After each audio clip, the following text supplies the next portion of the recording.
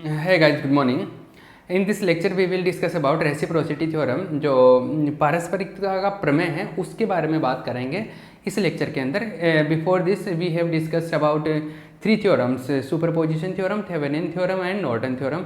हम लोगों ने 3 थ्योरम तो हम लोग पढ़ चुके हैं. अभी ये 4th नंबर का थ्योरम है एक तरीके से अपने अकॉर्डिंग. तो ये जो है रेसिप्रोसिटी थ्योरम है, पारस्परिकता का प्रमेय, इसके बारे में बात करेंगे. तो व्हाट इज रेसिप्रोसिटी थ्योरम, पारस्परिकता का प्रमेय क्या बोलता है उसके बारे में हम लोग डिस्कस करेंगे. क्या है ये? पारस्परिकता का प्रमेय है. दिस इज रेसिप्रोसिटी थ्योरम, पारस्परिकता प्रमेय, रेसिप्रोसिटी थ्योरम,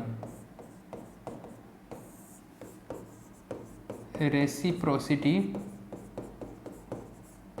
थ्योरम. ठीक है, ये प्रमेय क्या बोलता है, व्हाट इज द स्टेटमेंट, वो लिखवाऊंगा. उससे पहले मैं इसको एक्सप्लेन कर देता हूं. जैसे मान लो एक सर्किट है, suppose let A circuit, this is a circuit, let's expand it. ये अपने पास में एक सर्किट है, ये सर्किट में ये R1, R2 and this is R3. Clear है? ये एक बैटरी है, this is E volts battery. Okay, ये बैटरी लगा दिया. अभी इस बैटरी की वजह से करंट फ्लो होगा. मान लो इस लूप के अंदर, फर्स्ट लूप में यहाँ पर करंट है I1, और ये जो सेकंड लूप है इसमें करंट जा रहा है कितना, I2. यहाँ पे I2. ठीक है. तो रेसिप्रोसिटी थ्योरम ये बोलता है कि अगर जैसे फर्स्ट लूप में आपने बैटरी लगा रखा और फर्स्ट लूप की बैटरी की वजह से सेकेंड लूप में जो करंट का वैल्यू आ रहा है वो मान लो I2 है, और I2 का वैल्यू मान लो कुछ आ गया 10 एम्पियर आ गया. मतलब फर्स्ट लूप में बैटरी है और due to this battery second loop में करंट का वैल्यू मान लो 10 एम्पियर है. तो अगर इसी बैटरी को यहां से हटा के सेकेंड लूप में लगा दूं तो फर्स्ट लूप में जो करंट का वैल्यू आएगा वो भी 10 ही आएगा. मतलब इस लूप में, फर्स्ट लूप में जब बैटरी रहती है तो वो जितना सेकेंड लूप को करंट देगा, तो सेकेंड लूप में अगर बैटरी लगा दोगे तो फर्स्ट लूप को वो उतना ही करंट देगा जो पहले वो दे रहा था. आई बात समझ में? मतलब जितना करंट देता है उतना ही वापस से उसको बाद में मिलेगा. क्लियर है क्या?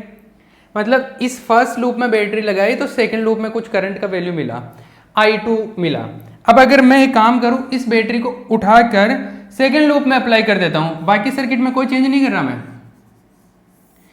इस बैटरी को यहाँ से तो हटा दिया मैंने, और इस बैटरी को मैंने लगा दिया यहाँ पे सेकेंड लूप में. अगर मैं बैटरी को लगा देता हूँ, और ये जैसे EMF है इसका कितना E, बाकी की चीज़ें वैसा ही है, R2 है, ये R1 है, ये R3 है.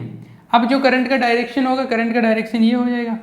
जैसे मान लो अभी करंट का डायरेक्शन ये है, ये R2 में मान लो इस टाइम पर करंट जो है वो I2 डैश बोल देता हूँ, क्योंकि पहले I2 मान लिया इधर, ये I2 डैश बोल देता. ये R1 है तो इसमें करंट का वैल्यू I1 डैश. तो ये according to reciprocity theorem the value of current I2 and the value of current I1 dash will be equal. मतलब पहली बैटरी, पहले लूप की बैटरी की वजह से सेकंड में करंट आया था I2, अब सेकंड में बैटरी लगाया तो पहले में करंट आया I1 डैश, और ये दोनों करंट के वैल्यू क्या होंगे, इक्वल होंगे. आई बात समझ? ये सीन है. तो इसका मैं पहले स्टेटमेंट लिखवा देता हूँ, कथन लिखवा देता हूँ, फिर उसके बाद में इसके बारे में बात करेंगे और डिटेल में, और इसको प्रूव करेंगे. ठीक है. तो क्या इसका स्टेटमेंट लिखो. According to reciprocity theorem, according to reciprocity theorem, पारस्परिकता प्रमेय के अनुसार, according to reciprocity theorem,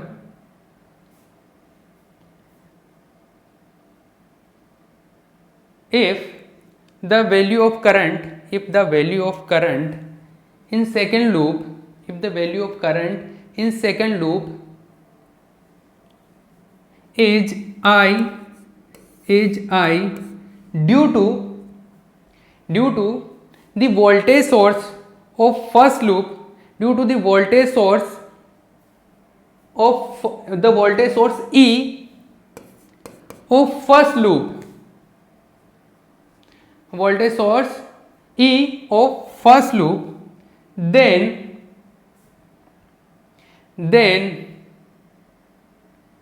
the value of current in first loop, then the value of current in first loop will be I if the same voltage source is applied in the second loop, Hindi में लिखो, पारस्परिकता प्रमेय के अनुसार यदि प्रथम loop में लगे वोल्टा स्रोत E के कारण द्वितीय लूप में धारा का मान I है, तो द्वितीय लूप में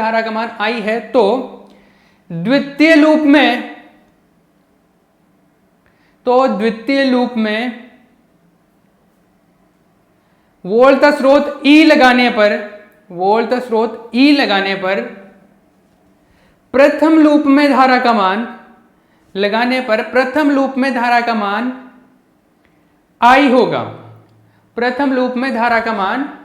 I होगा। Got it? ठीक है, ये दो लूप में नहीं, ये कितने भी लूप हो ना उसमें भी एप्लीकेबल होगा। मान लो कि एक सर्किट है, उसके अंदर 11 लूप है, तो आप ये बोलो कि 5वें लूप में आप मान लो एक बैटरी लगा रहे हो, 5वें लूप के बैटरी की वजह से मान लो 11वें लूप में जो करंट का वैल्यू आ रहा है, वही वैल्यू जब आप 11वें लूप में बैटरी लगाओगे तो जो 5वें लूप में जो करंट आएगा वो सेम करंट होगा। ठीक है ना? तो ये चीजें हैं। अब इसको हम लोग क्या करते हैं, ये तो कथन हो गया, ये आपका स्टेटमेंट हो गया, अब इसको प्रूव करते हैं। चलो भैया इसको प्रूव करते हैं हम लोग। तो प्रूव करने के लिए ये सर्किट ही काम में ले लेते हैं। तो ठीक है, सर्किट कोई फिक्स नहीं है, लेकिन मैं सिंपल सर्किट लेके चल रहा हूँ। सर्किट जरूरी नहीं कि ये सर्किट बनाओ, आप कुछ और भी सर्किट बना सकते हो। 2 लूप का, 3 लूप का भी बना लो, पर 3 लूप का और डिफिकल्ट हो जाएगा, आपके लिए मुश्किल हो जाएगा। अपने को तो प्रूव करके दिखाना, तो जो सिंपलेस्ट केस होता है उसी से प्रूव करके दिखा देते हैं ना। अभी बनाने को तो आप 1000 लूप का सर्किट बना लो, उससे प्रूव करते रहो, आपका एक क्वेश्चन ही वो 3 दिन में चला जाएगा। तो क्या फ़र्क पड़ता है? अपन सबसे सिंपल केस 2 लूप का ले लेते हैं। 2 लूप का हमने एक सर्किट लिया, और इस सर्किट के अंदर ये जो 2-3 प्रतिरोध लगा दिए हमने, और एक बैटरी लगा दिया। अब पहले लूप में लगा दिया पहले तो हमने बैटरी, अब इसको हटा कर सेकंड लूप में लगा दिया। अब पहले लूप की वजह से सेकंड लूप में करंट I2 आया था, सेकंड लूप की वजह से पहले लूप में करंट कितना I1 डैश है। हमारे को प्रूव क्या करना है? हमारे को ये प्रूव करना है कि I2 I1 डैश के बराबर है। ठीक है, ये चीज़ प्रूव करनी है। तो पहले आप I2 का वैल्यू कैलकुलेट कर लो, इसमें आप I1 डैश का वैल्यू कैलकुलेट कर लो। दोनों वैल्यू अगर बराबर आ गए तो मतलब ठीक है, करेक्ट है काम। क्लियर है?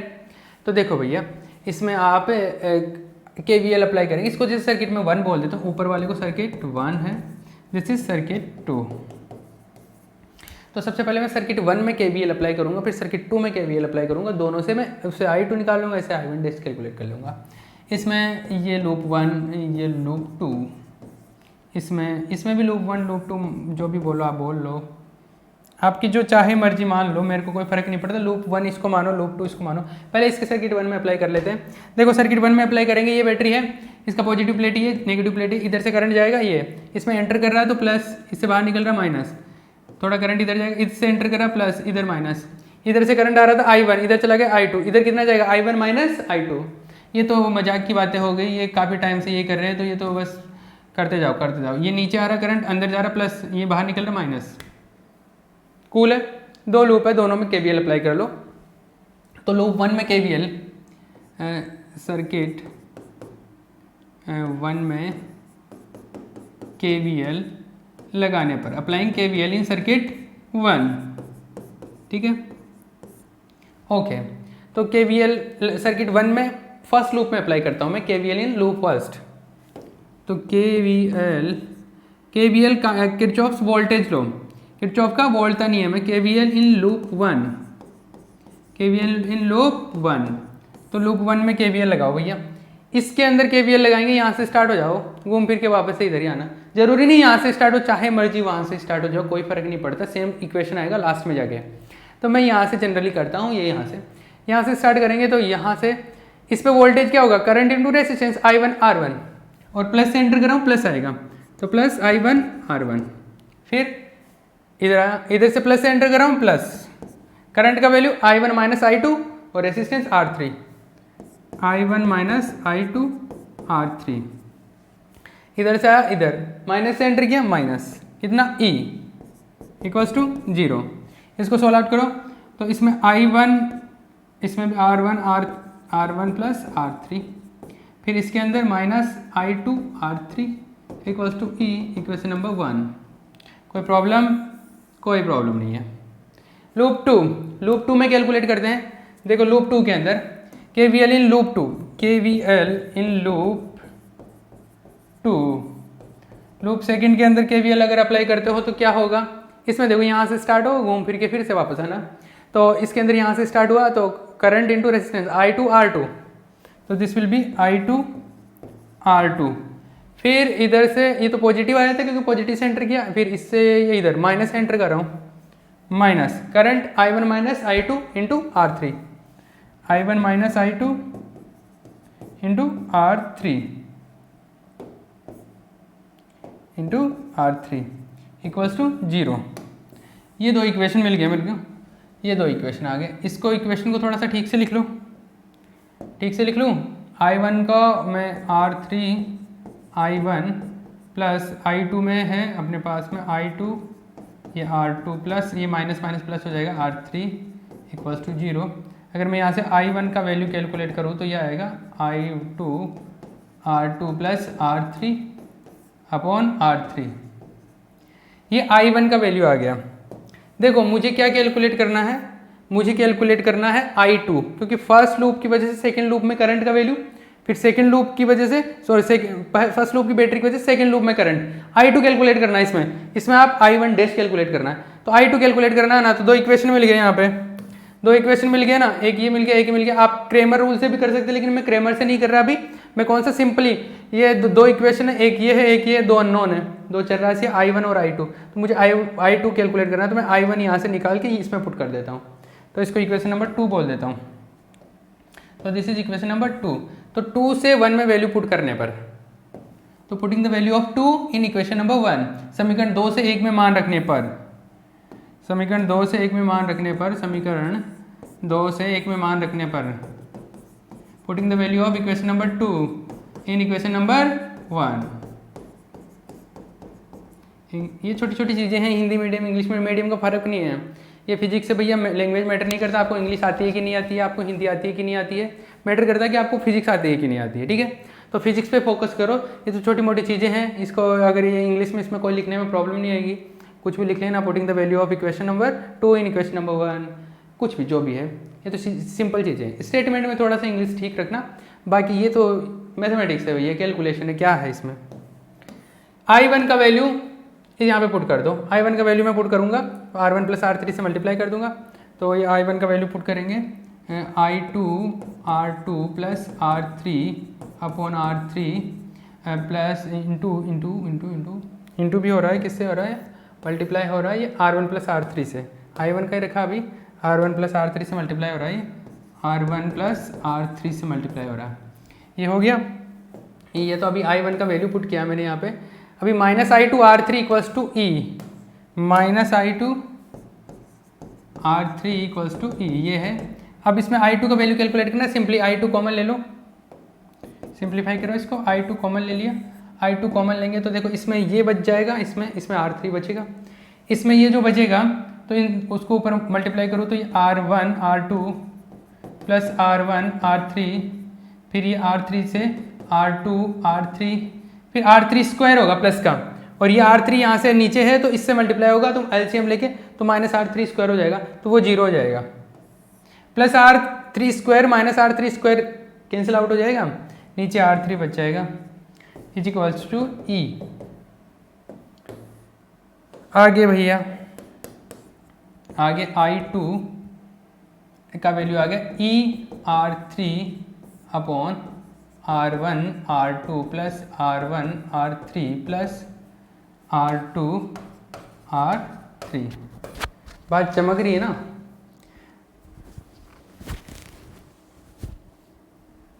अरे सही है ना ये बात, ये I2 का वैल्यू आ गया, ठीक है। करंट का वैल्यू आ गया मेरे पास में, कहाँ पर, ये फर्स्ट सर्किट की बात कर रहा था मैं, इस फर्स्ट सर्किट की बैटरी E की वजह से सेकेंड लूप में करंट I2 मिल गया और I2 का वैल्यू वो आ गया, मतलब current in loop 2 due to battery E which is applied in first loop. ठीक है, ये हो गया। अभी मैं सेम बैटरी को सेकेंड लूप में अप्लाई कर रहा हूँ और फर्स्ट लूप में करंट का वैल्यू कैलकुलेट करता हूँ। तो फर्स्ट लूप में हम करंट का वैल्यू कैलकुलेट करेंगे with the help of battery this, ये हो गया। अभी इस सर्किट को डील करेंगे और इस सर्किट को डील करके I1 डैश का वैल्यू कैलकुलेट करेंगे। Make sure that I1 dash का वैल्यू जो है वो अभी जो जितना आया ना उतना ही आना चाहिए, I2 का जो वैल्यू आया उतना ही आना चाहिए, तब जाके तो प्रूव होगा। अगर उतना नहीं आया तो प्रूव नहीं होगा। टाइम कितना बचा अपने पास? अभी तो 15 मिनट है। ठीक है, तो इसको तो कर लेंगे इजीली। तो यहाँ से अप्लाई करो और कैलकुलेट करो। देखो नया स्लाइड ले लेता हूँ मैं सर्किट नंबर 2 में। सर्किट नंबर 2 को मैं यहाँ से थोड़ा सा दोबारा बना देता हूँ ताकि मेरे को दिक्कत नहीं आए। आप तो एक ही बार बनाना, इसको बार बार नहीं बनाना। तो ये जो सर्किट है, दिस इज दिस सर्किट, इस बैटरी को इस तरफ लगा दिया है E, ये R2 है, ये R1 है, ये R3 है। इसके अंदर करंट का वैल्यू I2 डैश कंसिडर कर लिए, इसमें जो करंट जा रहा है वो I1 डैश कर लो। इसके अंदर जो आएगा I2 dash minus I2 dash इधर से आ रहा था, I1 डैश इधर चला गया तो कितना बचा? I2 dash minus I1 dash, I2 dash minus I1 dash, ये है। किरचॉफ लॉ लगा दो, इसमें किरचॉफ लॉ लगा दो। 2 लूप बन गए, 1 2, इसको 1 मान लो, इसको 2 मान लो, क्या फ़र्क पड़ता है, किसी को कुछ भी मानो। 1 लास्ट में जाके इक्वेशन तो सेम ही आनी है। 2 इसमें देखो करंट इधर से एंटर कर रहा प्लस, इधर से बाहर निकल रहा माइनस, इधर से एंटर कर रहा प्लस, इधर से आउटगोइंग है माइनस, इधर से incoming minus plus, outgoing minus. ठीक है, ओके। लूप 1 लूप 2 में KVL अप्लाई करते हैं। तो अभी मैं सर्किट 2 की बात कर रहा हूँ। एक्चुअल में ये सर्किट कौन सा है? 2 नंबर का, सेकंड नंबर का सर्किट है। तो सर्किट 2 में KVL, सर्किट 2 में KVL, तो लूप 1 में KVL, फिर लूप 2 में KVL। तो KVL इन लूप 1, लूप 1 में KVL, लूप 1 में KVL लगाएंगे तो क्या आएगा? देखो क्या आएगा, यहाँ से स्टार्ट हो जाओ, घूम फिर के फिर से घूम के यहाँ ना, ये पॉजिटिव प्लेट है, ये नेगेटिव प्लेट है। यहाँ से स्टार्ट किया तो क्या आएगा? करंट इंटू रेसिस्टेंस, करंट क्या? I2 dash into R2, I2 dash into R2, okay right. फिर यहाँ से नीचे आ रहा हूँ, यहाँ से पॉजिटिव से एंटर करूँगा तो दिस इज पॉजिटिव, कितना आएगा? R3 resistance multiply current, current कितना? I2 dash minus I1 dash, I2 dash minus I1 dash.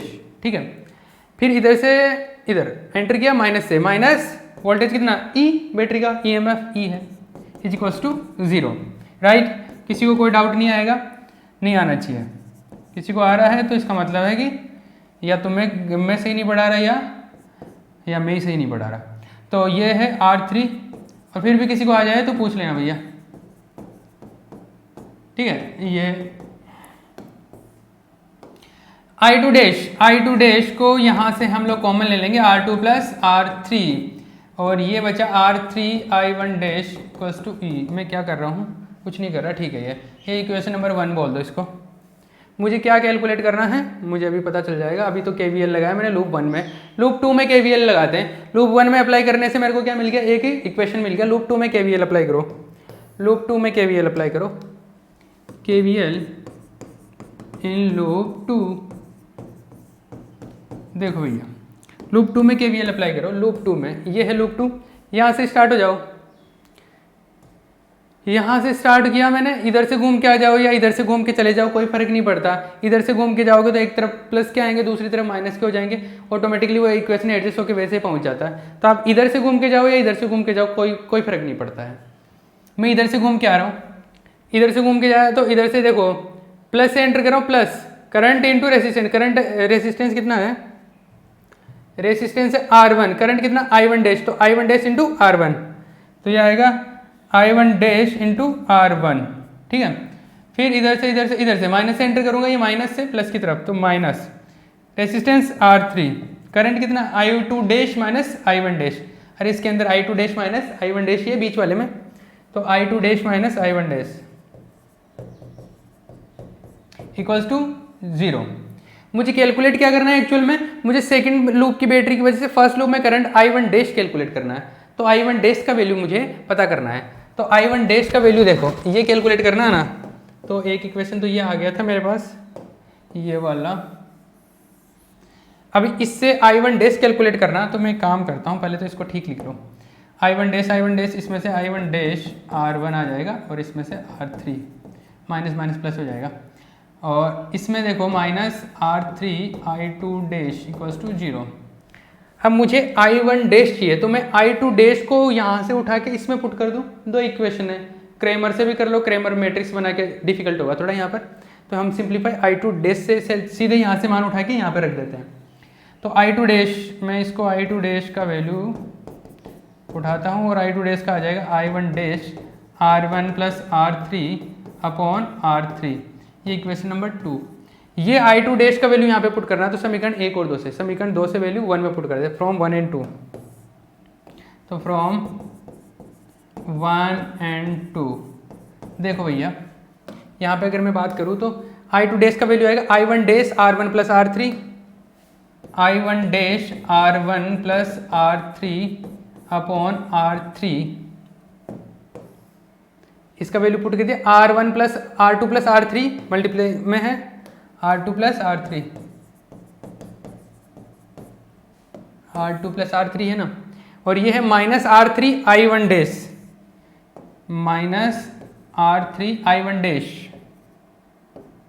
Equals to E है। अरे ये है भैया,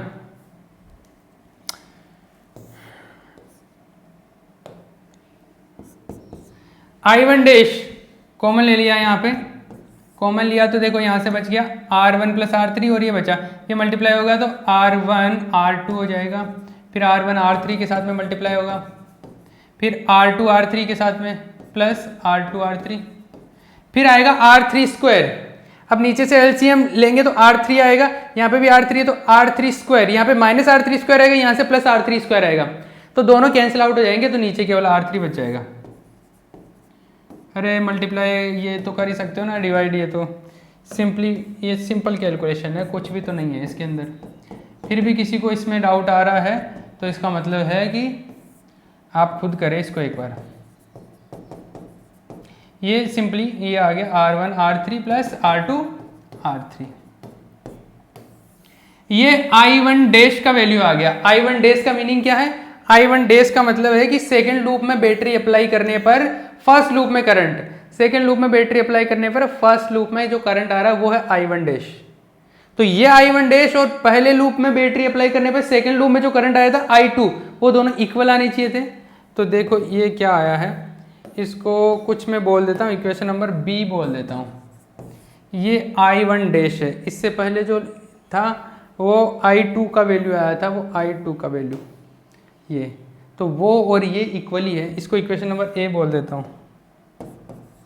अरे ये देख लो ER3 और ये 3 टर्म आए, सेम चीज़ उसके अंदर आई है ER3 और ये, इसका मतलब पहले लूप में बैटरी लगा के सेकेंड लूप में करंट कैलकुलेट कर लो, या सेकेंड लूप में बैटरी लगा के फर्स्ट लूप में करंट कैलकुलेट कर लो, दोनों करंट क्या आएंगे, इक्वल आएंगे। क्लियर है, ये रेसिप्रोसिटी थ्योरम प्रूव हो गई।